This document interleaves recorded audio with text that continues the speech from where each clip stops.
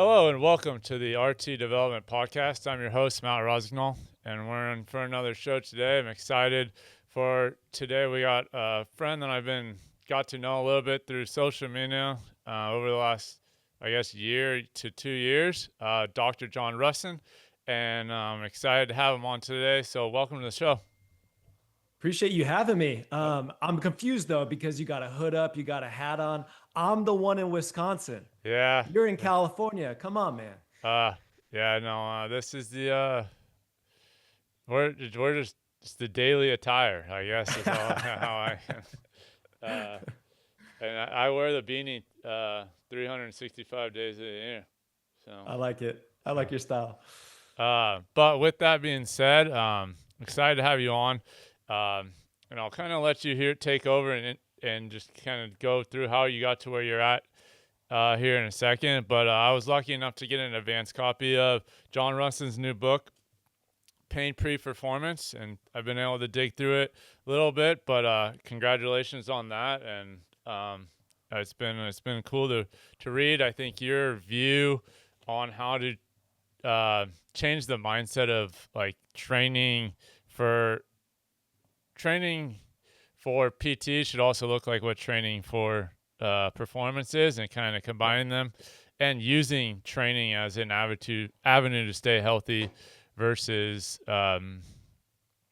like pain training doesn't have to hurt. Like it should be a way for you to continue to get better, feel better, and actually now then use that for performance. So with that being said, you are a doctor of physical therapy. How did you come, and what took you down that path? Yeah, so 19 years ago, I trained my first athlete, not well, but I trained a high school athlete, football player, and that was my first like move into strength and conditioning. And got a couple of degrees under my belt. I started coaching at a University of Buffalo, a Division I Olympic sports, and that was where I started my more professional end of my career. And then I ended up going back to graduate school, going into doctorate of physical therapy. But if I'm being completely honest, I did graduate school because it was free. I had a scholarship and I wanted to continue to coach. And I just loved being an athlete in my life and then working with athletes elsewhere. So I was a Division I baseball player. Baseball was my main sport, but baseball, basketball, and football were my sports growing That's up. awesome.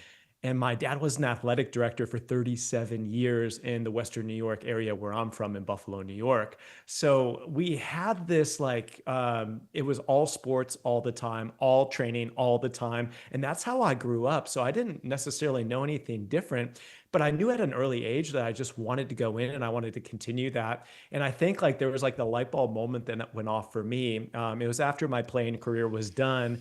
And all of a sudden I realized like, hey, did I actually love baseball, or did I love the camaraderie of the team? Did I love training? Did I like being part of a winning culture? And I think that, yes, I do love baseball. I still love baseball. I coach my son's 10-year-old teams and it's awesome. But I did love being part of the team and chasing down performance more than ever. And that was really what set me off for the first 10 years of my career. So after doctorate of physical therapy school, we had like 70 people graduate in my class. 69 of them went and took physical therapy jobs. I moved out to Southern California, started to work in a sports performance center that was multidisciplinary at the time. And that was my first opportunity to start working with professional athletes in baseball, basketball, and football, working on their off-season programs and being able to utilize a couple different skill sets that I developed over the years between strength and conditioning and then rehab-based physical therapy, and hybridizing the offering for these select athletes. And it was like the be all end all of everything. It was the best, but that's where I started to like really have my true education above and beyond the university, working with athletes that were veterans, being able to have a multimodal ability to manage them, but also be around an athlete centered approach, meaning that I was working with a lot of different team sport coaches. I was working with specialists in throwing, and I was also working with specialists across physical training and also rehabilitation. So that's how I got my start. But I think I got my first opportunity to start training some of these baseball athletes because I was a baseball player myself. And I think that that's almost your first step in the door is like, hey, you're one of us. And I think the respect factor of playing at a high level Sure. and understanding what those guys go through, that was the way I got my first client. Absolutely. That's good. And just kind of Just out of curiosity, I'm from Southern California myself. Where were you training at? I was in North County, San Diego, Okay. and I was at a facility called Fitness Quest 10. Oh, And yeah. Fitness Quest 10 had a lot of the MLB offseason guys. And I was lucky enough to have my first ever client was a referral from his wife. So I was personally training and doing boot camps with Mark Pryor's wife. Okay. And she was a super awesome lady, Heather. And all of a sudden, Mark was in there 4:30 a.m. one day because he trains at the facility. And his coach was sick that day. And I was sitting there on the floor, foam rolling after my own training session because I always trained before I went in and trained my athletes at 5 a.m. And then Heather was in there and she was just like, "Hey, Mark, don't skip your training session today. Go work with John. He's really good. I've been training with him and he played baseball in college." And Mark was like, "Cool, like let's roll through it." Hmm. And that was the start of like a really awesome relationship because he was the type of guy and still is. This is why he's performing at a high level, even in a different endeavor in his life Sure. with coaching today. But he was a student of the game. And I am so grateful to Mark because I was young, I was green, but I was hungry and I was smart and I wanted to be able to do well with him and all my other athletes. But he kind of like took me along with his ride and he was able to utilize my services, but then also take me all these different places, network with coaches like Tom House up in Yeah. Orange County and do all these different things. And almost 20 years later, I'm just so grateful that I had that opportunity. But it all happened because, I was doing well by his wife. It was That's nothing crazier than yeah. that. No, that's crazy. And baseball, I mean, this now, I mean, we could probably go on all day about this, but baseball is such a small world. I mean, so I trained when I was pitching. I trained with Tom House for an off season. Pryor was always there training with him. Yeah. So it's funny how this baseball just brings so many people together. And so yeah, I got to know. I shouldn't say I got to know him, but I met Pryor a little bit. Got to watch him work, go through his stuff, and the work that he did with Tom House. It was really cool. I remember, the first day that we went up to OC to throw with Tom, it was like I was just sitting there with my eyes so wide open because they were making these micro adjustments, like the type of micro adjustments like a surgeon would make in the surgical suite. And it would be the difference between like boom, 91, boom, 94, like right off the bat in a matter of 1 to 2 throws. And then things were clicking. And it was before we had like deep dive analytics on video data and stuff Sure. like that. It was just purely coaching by the eye, as you know. And it was one of the more impressive things that I ever seen because throwing a baseball is a highly, highly fluid and technical skill. Like everything, all the stars need to align in order for you to be able to do Sure. it properly. Sure. And he was actually able to do it just with his eyes. And I was like, wow, now that is a high end coach. That is an expert. And that's somebody that has seen tens of millions of throws in his life to the point where that's what you need to be able to do to be great. You need to see as much as possible. You need to see different bodies move, different arms throw. You need to see different injury types. You need to see different plateau rates. And that was a huge eye opener for me. I will never forget that day because I knew that I needed to get some more hours in, days in, years in to be able to hone my craft to that level. Sure. Oh yeah, it's something I think. Hopefully, I mean, for myself, always striving to continue to get to that level, find ways to continue to get better at what I'm doing. Continue to find, I think the most important is like how do I, even more like how keep learning as much as I can so that we can simplify it more and more and more for our athletes, and Exactly. find ways to keep making it as simple as possible on them and being able to uh, portray the information to them as simple as possible. That's pure expertise. There's a lot of smart people out there. There's a lot of smart coaches out there. There's a lot of smart sports scientists. But who can take the complex and make it simple? Who can make the simple actionable? And then who can make the actionable automatic for their athletes? So they can actually scale it to their seasons or into their off-season plan if the coach isn't always there. That is kind of like the trickle down. A lot of people have knowledge, very little have applied knowledge, and even less have the ability to automate this applied knowledge in simplistic models. But I think that the trend is moving that direction. It's like we have all of this information. But I think that the key principles and being able to simplify the principles so we can make them rock solid for our athletes, those are the things that are usually lagging in the people that end up working with me that are banged up or hurt or coming off of surgery because some of those principles had been forgotten or even just neglected in the past. Absolutely. Um, and that kind of leads me into uh, my first real question, and I'll kind of like here, like, um, one, I think training is obviously, uh, or so injuries happen. They're part of kind of the sport, right? And then I think what we see is a huge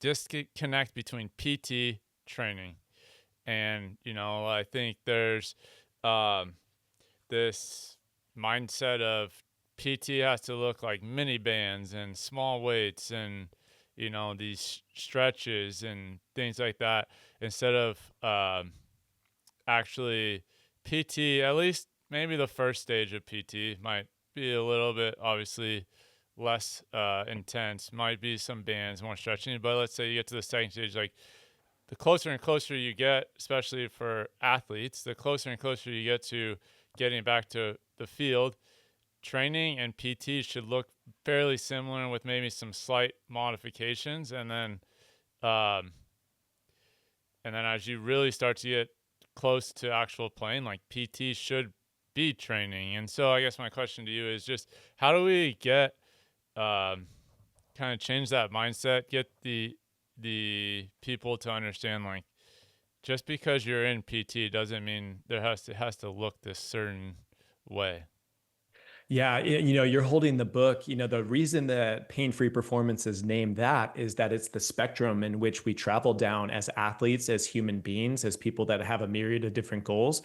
When you're painful, when you're unhealthy, when you're racked up with injuries, the first thing is to get pain free. And then you go on this journey to be able to go back into a performance based mindset. But it's a blend, it's all these things happening at once. It's not one versus the other. And many times, especially in professional sport in America here today, we have the medical model versus the strength and conditioning model. And it kind of butts heads a little bit. And it's not only in baseball, it's with some of the NFL teams that I work with, it's with the collegiate teams that I consult with. They're always battling back. So you have the ATCs and the physical therapists, and sometimes the sports scientists on one side, and then you have the strength and conditioning staff on the other side. And the sport coaches are usually with the strength and conditioning guys. And it's always this balance of like, hey, what is the risk to reward ratio? What is the cost benefit ratio? And how are we actually working in physical training and strength and conditioning in a smart and savvy way? Because I think that even over the last number of years, the incorrect trend, but it is still a trend, is that we are looking at strength and conditioning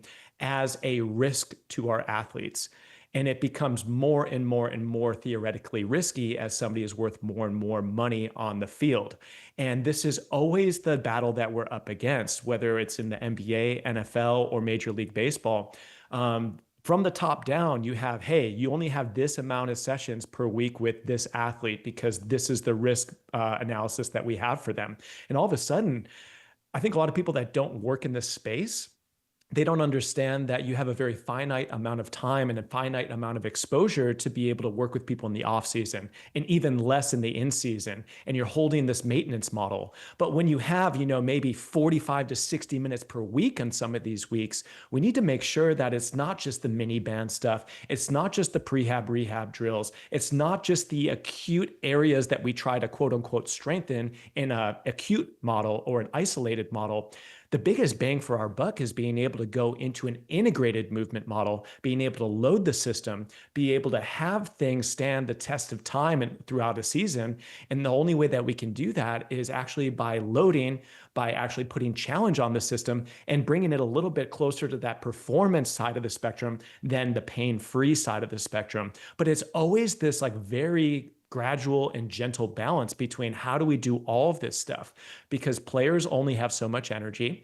Coaches only have so much time with the players, and there's only so much exposure that we need. But I'm always a big believer that like the pendulum swing is always going to come right down into the middle, usually for optimal player performance. So when we're looking at trying to dabble in a little bit of everything, that's a big reason why, like in my training model, we'll devote like 15 or so minutes into prehab, rehab training and preparatory work. And then we'll devote another 40 to 50 minutes into more strength and conditioning style work. And then we'll always end up with 5 to 15 minutes with more restorative based work where we can emphasize mobility. But I think that the coaches and the athletes that are being managed by great coaches that can blend all of these physical characteristics together, that they can bring in the rehab and they can bring in the injury prevention with the performance metrics, that is where I see the best amount of success.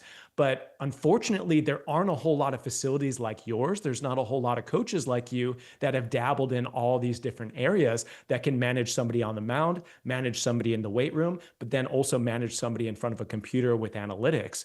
But I think that unique skill set is going to be the future. But what not is the future is going one way or another. I see a lot of athletes that are shying away from hard strength and conditioning work. And that's the reason why we are developing more fragile athletes than ever before. But on the other side of things, I also see a select number of athletes that are just going in and doing bodybuilding style programs. They're doing powerlifting, and all of a Sure. sudden they're thinking that that's going to translate into faster velo or more home runs, and that's just not the way it's going to work in 2026. So blending these two models together, that has been the future for close to a decade now, with the medical model moving into strength and conditioning. But I do see it's going to be the future here on out. Yeah, no, I think couple things on top of that, or that I would like to, I guess, the kind of follow up question is, um, I think, and for us, how, I mean, especially early in the off season, like the tendons need to be loaded. We need these tendons loaded so they can be prepared for the demands of what they're hoping to do. Especially, if you're a high level athlete trying to, and you're creating a ton of force, you need to be able to withstand that. And so the early work, or the work you put in early to prepare the tendons, and the loading them up so that they're able to withstand all the work is really important. And like, we have the early, like even just like the early off season when we're doing like a lot of eccentric work and things like that, getting the tendons ready for, I mean, what for our pro guy and all of them actually, because the season's coming up. But now we're trying to get them to move faster, create that all that force without them having to even think about it. And it starts with, for us, it starts with the work that they put in the early off season with the loading the tendons, getting the tendons ready to withstand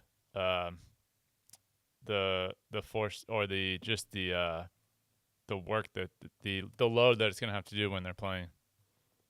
Tendon injuries, tenoosseous osseous junctions, musculotendinous junctions, that's where a vast majority of these soft tissue injuries are going to be happening. People think it's in the muscle bellies, or it's just a ligament in the elbow or in the shoulder that's going to go out. It's not that. Sure. It's where the most amount of stress goes. And if our musculature is too far ahead of our tensegrity at our tendons, we're Sure. going to have a lot of trouble. But again, like tendon health is super hot, especially in baseball and basketball and football right now with all the Achilles injuries. We have a lot of different like oblique strains, especially at some of those tendons there.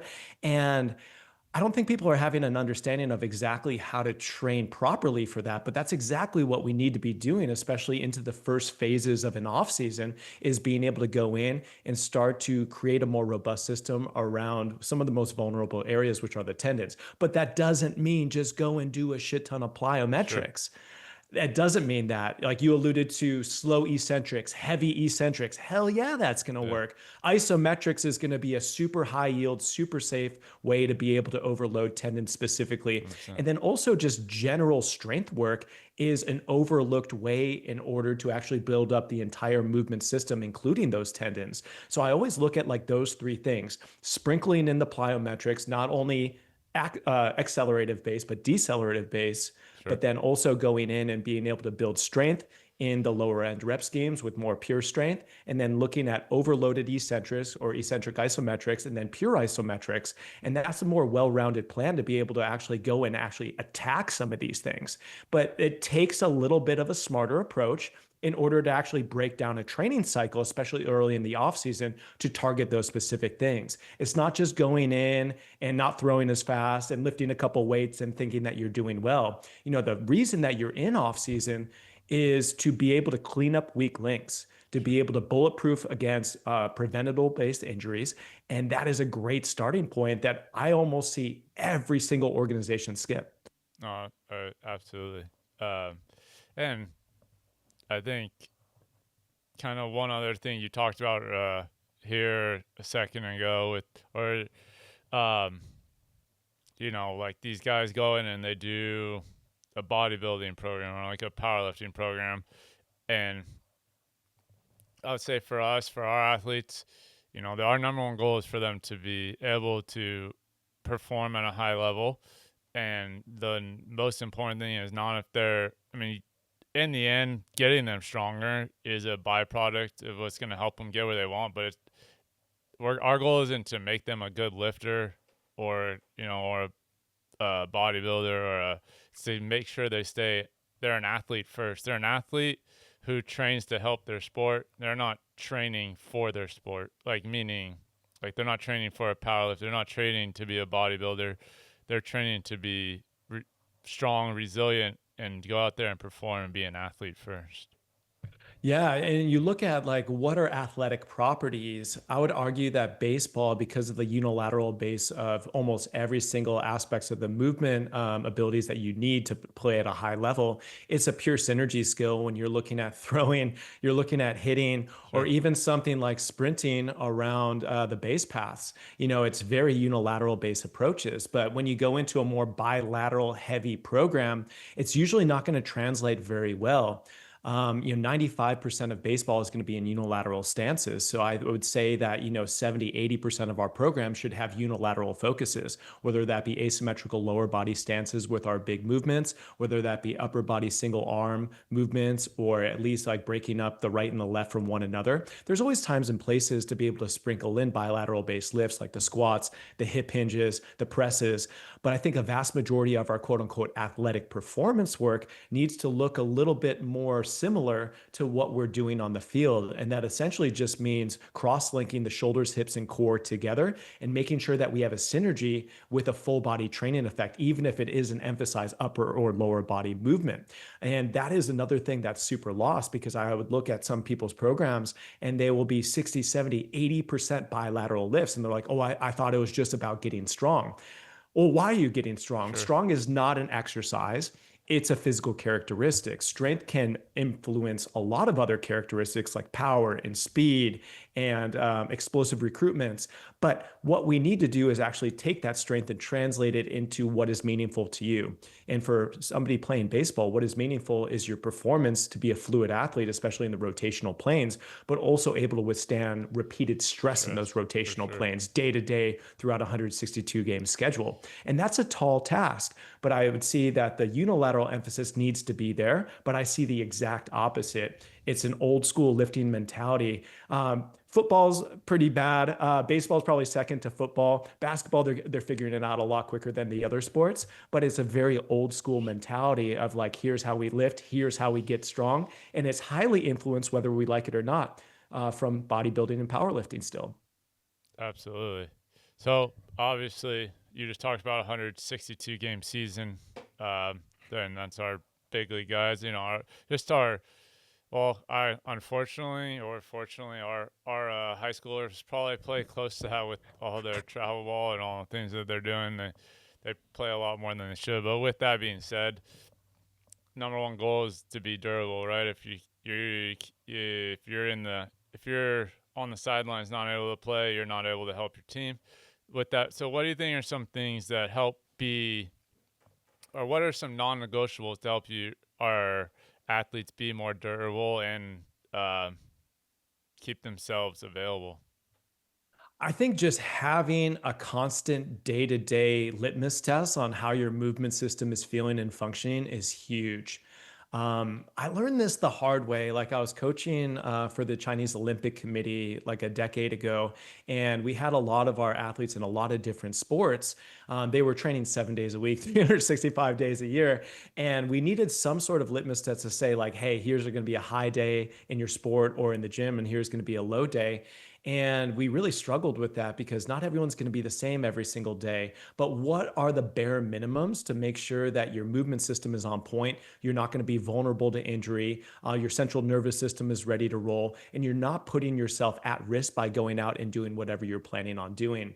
I think that is the big routine that we try to build in with our athletes is their pre-training preparation or even their pre-day preparation of being able to have a sequential system that they'll go through. They'll hit repeatable movements, they'll hit repeatable drills, whether that be soft tissue, whether that be mobility, activation drills, some corrective movements where they can actually explore how they're feeling, and then being able to see basically how you're going to be doing that day. And this has become more routine, especially in baseball, because you'll see people going through their pregame routines, their pre-practice Sure. routines. When I started 20 years ago, it definitely wasn't like that. But I think that that will allow us to actually just gauge how you're feeling that day. And that is extraordinarily important because we need to be able to auto regulate. We need to auto regulate almost everything Sure. when it comes to a long season.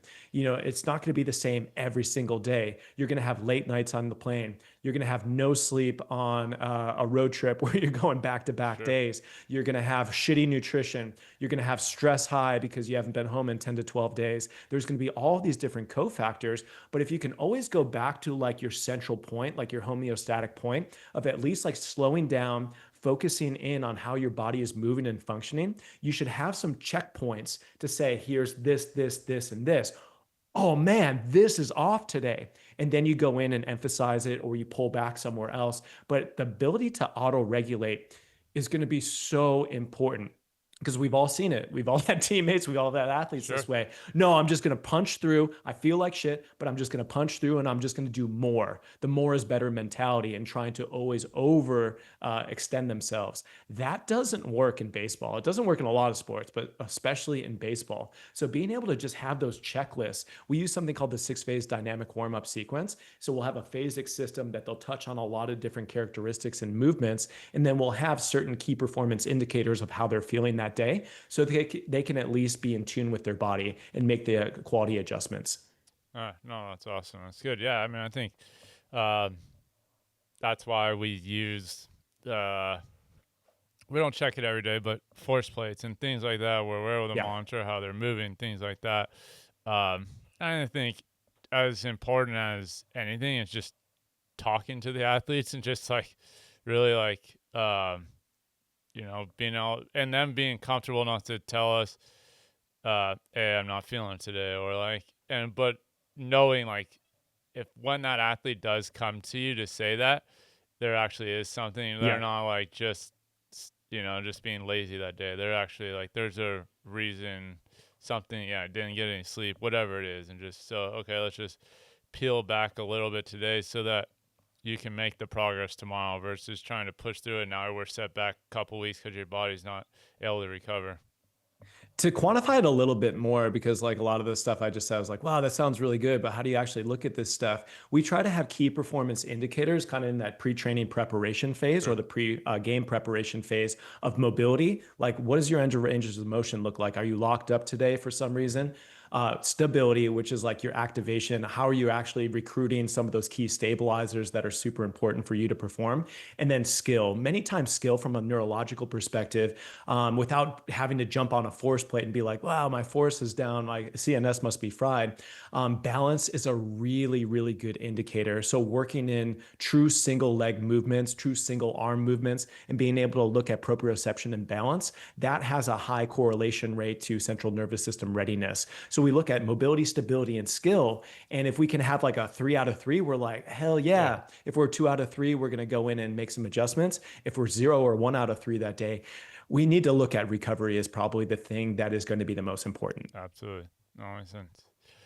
You have a little guy. I got a little guy.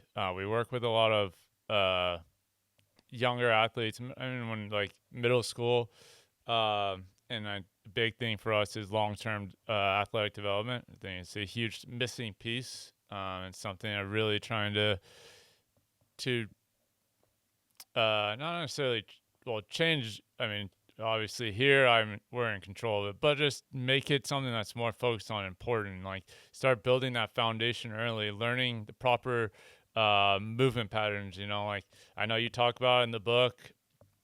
I think if you for a lot of guys, like the 6 basic movement patterns, like that's what we really try to hammer with our guys early on. Is like, let's build this foundation early, learn how to move properly while your body's still changing, learning that motor control that early on, and it's gonna set you up for a lot more success later.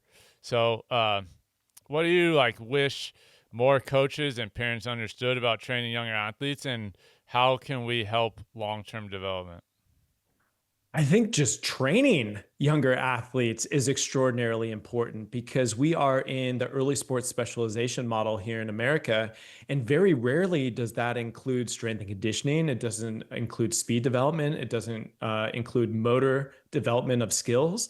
It's more of like, hey, let's go in and do more batting practice. Let's do more lessons with the coach. Let's throw more bullpens. Let's take more balls on the field. And in all actuality, we're lacking the general physical preparedness, especially in children, that they need in order to withstand stress of training loads, but also to learn how to move well. For all the great things about baseball, baseball is a very, very acute skill. Like we have very unique skill sets when it comes to actually playing on the field, meaning that our need to develop a robust movement system that actually can stand the stress of playing is extraordinarily important. Like I'm always a big fan, especially in starting with these children, ages 10 all the way up to like 14 or 15, of using the rule of opposites.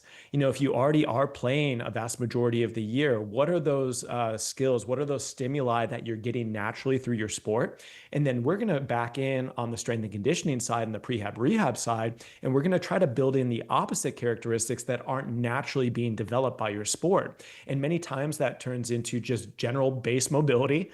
It turns into base movement pattern preparation, and then the ability to just start actually putting load on the system via speed or via external weight. And you look at those things, it sounds so simple to just like name that stuff off. But I can tell you right now, as a father of a 10-year-old who is playing at a pretty high level, and as somebody who's worked with a lot of athletes through youth development, specifically in baseball, it's really hard for the parents to buy into the strength and conditioning model and the sports training model that isn't specific to the sport. It's specific to them being a well-rounded athlete because it seems less sexy. It seems less effective. Common sense would maybe tell you that, hey, if you just did more of this one skill, you'd be really good at this one skill.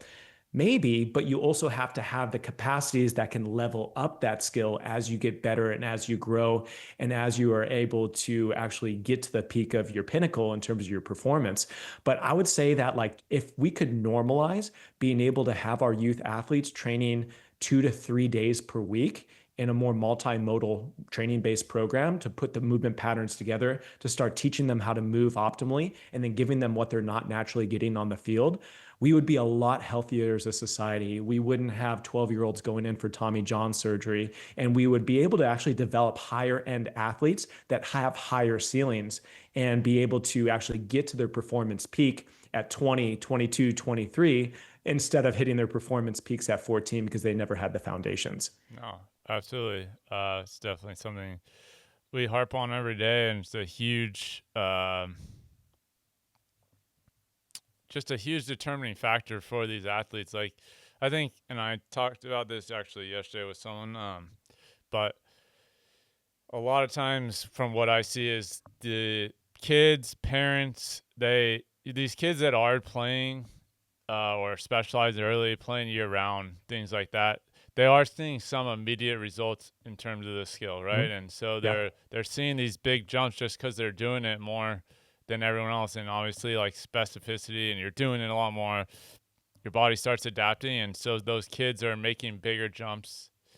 But I think where people get lost is they they're only looking at like right now instead of 4 years, 5 years down the road when they're in high school and it finally catches up to them and their body doesn't have those other movement patterns that they could have got from playing other sports. They didn't build those foundational movement patterns from just like strength training and proper movement and going and even just like hanging on the monkey bars and things like that. There's just creating so much great stability and strength through their joints. And so, with that being said, I think parents and kids they only look at what's happening right now and they're like, oh shoot, my kid's gonna get left behind. But instead of looking at the long term of like reality, obviously we want kids to have fun, get better because that's what's gonna keep them playing.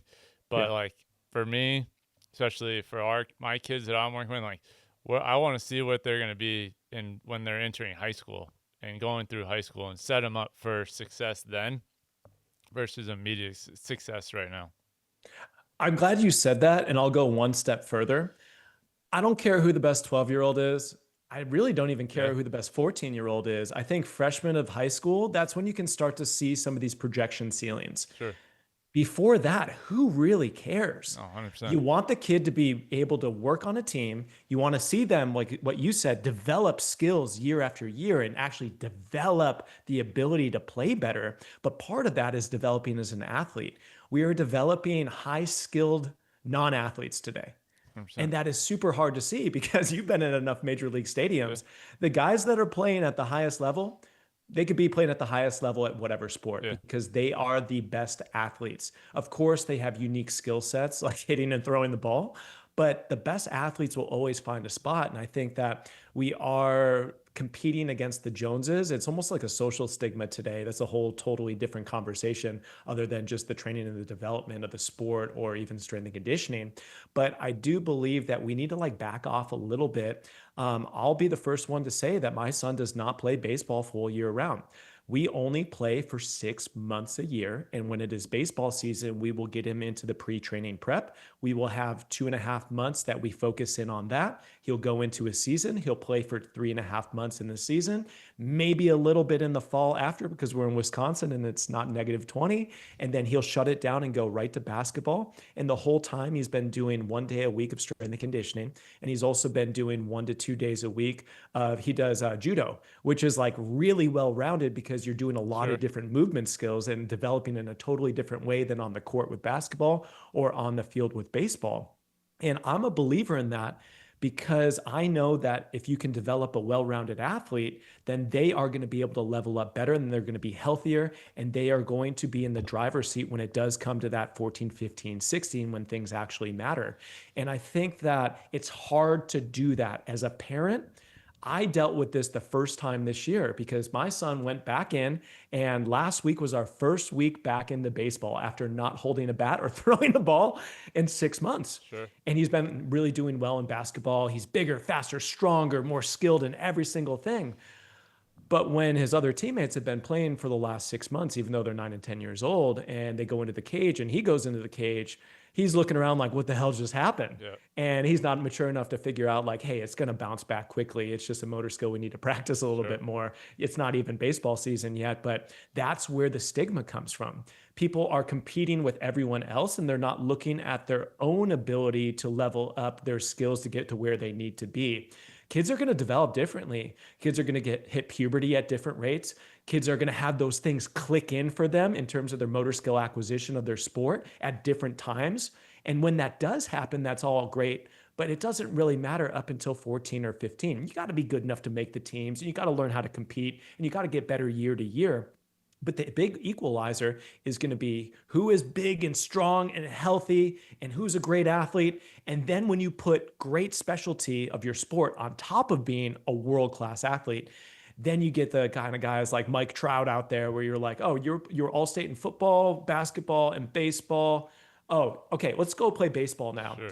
It's that way, but there's definitely some hard times going in with a multi-sport athlete. It all sounds well and good. We have all this research to say if you want to be a professional athlete, if you want to go to the Olympics, you better be playing 2+ sports all the way up into 15 and a half. We have hard research that says that.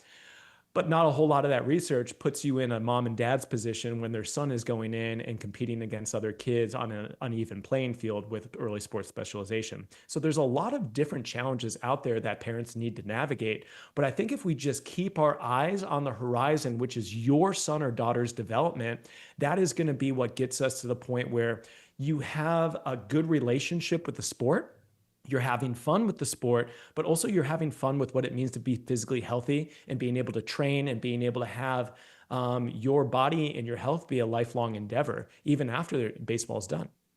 Absolutely. No, I think that's well said, and definitely something like we're harping on here every day, and like kind of talking about what you said, or is something I was talking to a kid about actually yesterday. So I was hitting with my son and and some friends, but and um, we were just talking, and like I was talking, there was more to it, but the gist of it was like I was talking about. It's like you at the age you guys are. It's not about you competing about against the other guys. Like you can't compare yourself to the other athletes. You need to compare yourself to yourself. Like are you doing better now than you were a month ago, 2 months ago? Like as long as you keep making improvements, you're gonna be in a really, really good spot.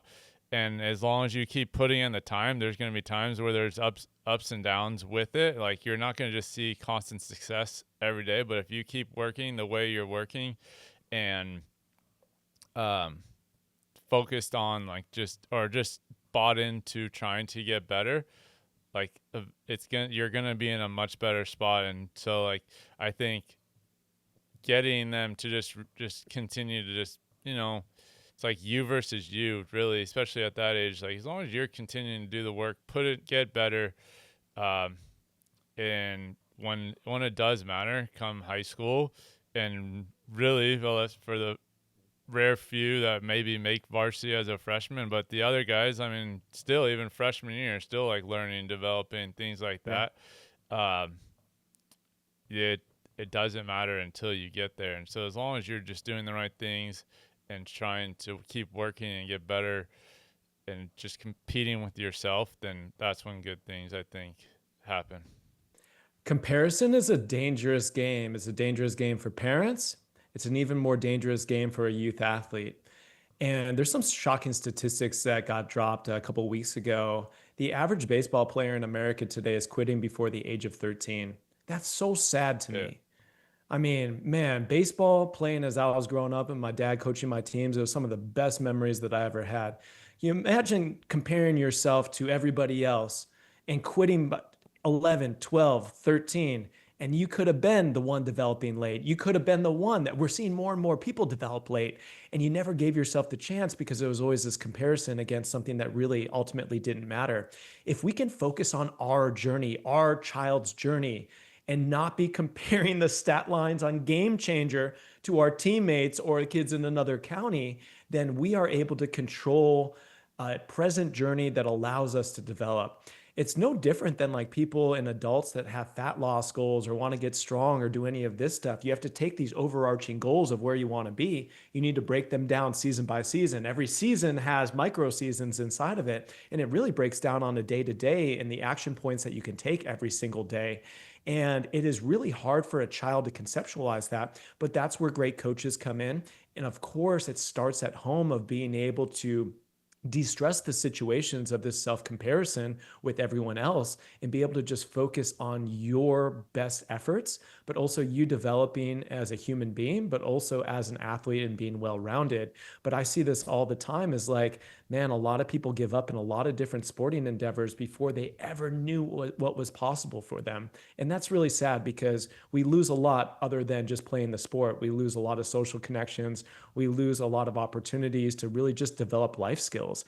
And ultimately, not everyone's going to go pro, but we're going to develop the ability to be team leaders, to be teammates, to be able to navigate against challenges and all this stuff. If it ends at 13, what the hell kind of kids are we developing? sure. Oh, 100%. Like, and don't want to take too much of your time and get wrapping up here. Got one more question for you, and then we'll close it out.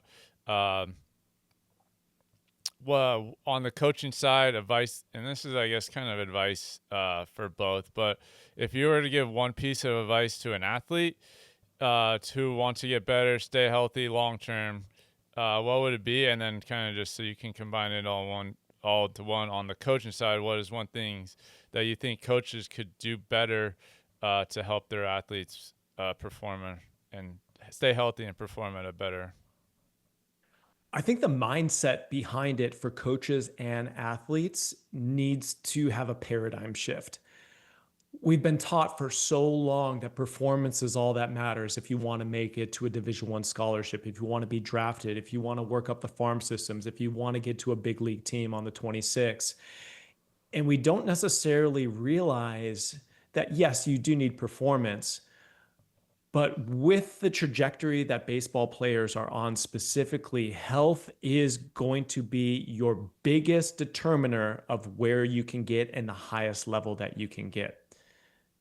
Health is going to be always before performance in order for you to optimize performance. And this is against everything that everyone's ever been taught. It's like, oh, well, I'll put my health on the line because, I'll go in and do this. I'll go in and do this long toss program and blow out my arm in the off season. I'll go in and put 3 times as many swings as I did last season. And they're not actually putting their health first. I learned early on in the baseball game, especially in off-season client management, that I wasn't necessarily getting these guys throwing harder. I wasn't making them jump higher. I wasn't making them run faster. I wasn't adding any velo to their swings. They already had all that stuff. All I needed to do was make sure that they were healthy, that they were confident, that they were going in mentally and physically regenerated so they could go out and be the best that they could be. Of course, we want to be able to put in skills to be able to bulletproof long term, to be able to mitigate risk of injuries through a long season. But if I can just get them feeling their best, if I can give them the confidence that they do indeed feel their best, then anything's possible.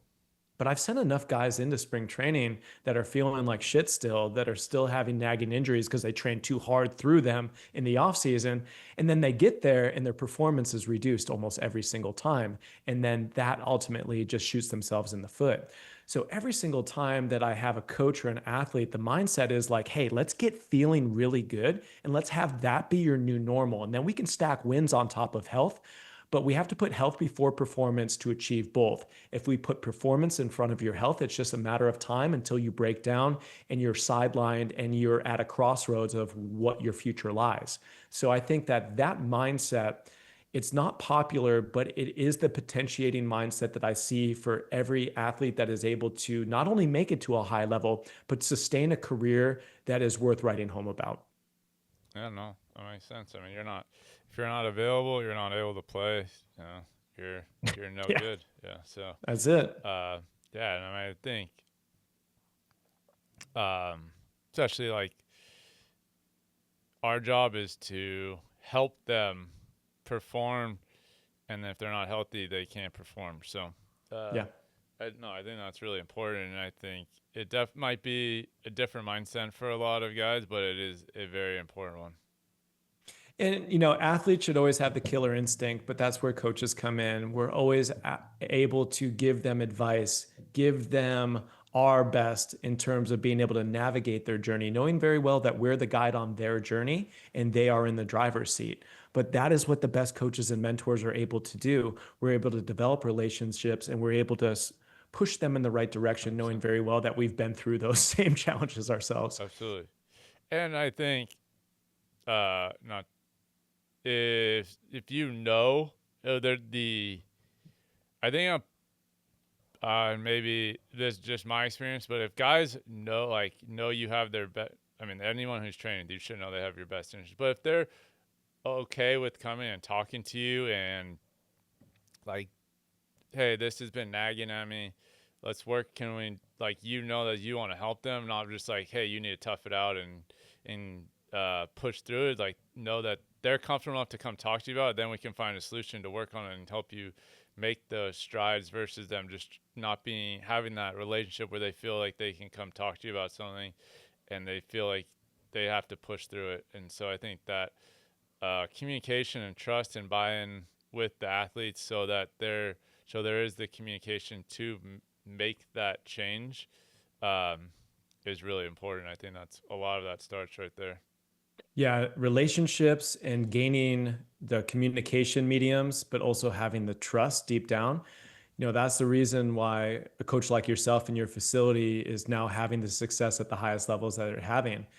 Your athletes are trusting in you, and it is very apparent. I've been following along for only a couple of years now, but I love what I see out of all the work that you're doing, and the success that you're having with some of these guys is extraordinary. And I know that there's more people to come, but I think that is the backbone of every great coach, is that you're going to work your ass off to make sure that you can deliver for your athlete. You have their best interests in mind, but they also believe in you, and they believe in the system, and they believe in the journey that you have them on. If all that stuff comes together, that's the reason why you got big league guys on your roster right now in your offseason training. And that's a testament to you guys. And it's a testament to every great coach out there that has earned that belief. Thank you. Well, thank you. I appreciate it. It's been well, one, I've been following you for a long time, so a lot longer than you followed us, and well, I appreciate that. One, two, it's crazy how we finally did get connected through Jared, uh, and so, but I just really appreciate you coming on today and taking the time to do it. I got 3 rapid fire questions, and then we'll get All you out right. of here. All right. Um, if there was one thing that you could give to an athlete, or one thing they could focus on, what would it be? Strength. Okay. One book that you think would be beneficial for an athlete's performance. Oh, man. Probably Mind Gym was pretty good. I developed on that one with A-Rod when I was a kid, and that really helped me out a lot, being able to just get my mind right going in and playing, and it was a totally different eye opener. Yeah, no. And last one, there's a lot of different tools out there, the Theraguns, the foam rollers, all this stuff. And not to bash it, what's one that maybe gets overused? Phew.